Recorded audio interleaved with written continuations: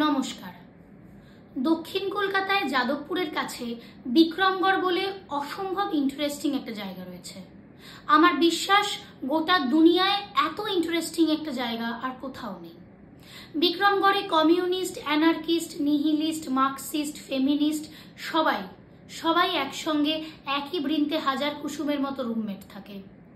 এছাড়াও fluorescent green কালারের জেডএমআর চালানো বাপের হোটেলে খাওয়া পাপন এবং চুলে বেবি পিঙ্ক রং করা পাপাকি পরি ছাপড়ি পুচকি একসঙ্গে লিভিং করে এই বিক্রমগড়ে।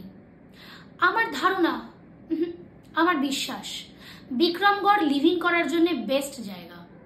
এখানে পাপনের পুচকি পাল্টায়, পুচকির পাপন পাল্টায় না শুধু বিক্রমগড়ের ওই টুনি বাল্ব জ্বলা, দেওয়ালের চটা ওঠা, নোংরা বাথরুমওয়ালা ঘরগুলো, কফি হাউসের মতো। মানে বছরের পর বছর ভাড়া বাড়তে থাকে কিন্তু ঘরগুলোর কোনো শ্রীবৃদ্ধি হয় না।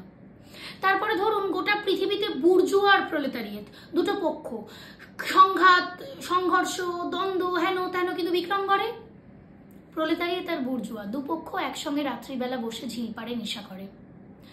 তারপরে ধরুন বিক্রমগড়ে যারা থাকেন, আদি অধিবাসী যারা বা বহু বছর ধরে যারা আছেন, তারা সবাই বংশ পরম্পরায় পারিবারিক ব্যবসার মতো করে ব্রোকারির ব্যবসা করছেন এবং তারা এই ব্রোকারিটাকে এত সিরিয়াসলি নিয়ে নিয়েছেন যে নিজের বাড়িও তারা যখন ভাড়া দেন তারা ব্রোকারি নিয়ে নেন।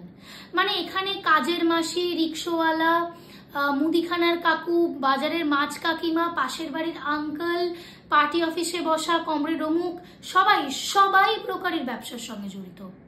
এবং আরো একটা ইন্টারেস্টিং এবং আননোন ফ্যাক্ট হচ্ছে, বিক্রমগড়ে পুরনো অধিবাসী যারা, বাসিন্দা যারা, প্রত্যেকের সঙ্গে প্রত্যেকের জেনেটিক কানেকশন রয়েছে। মানে প্রত্যেকের আত্মীয়।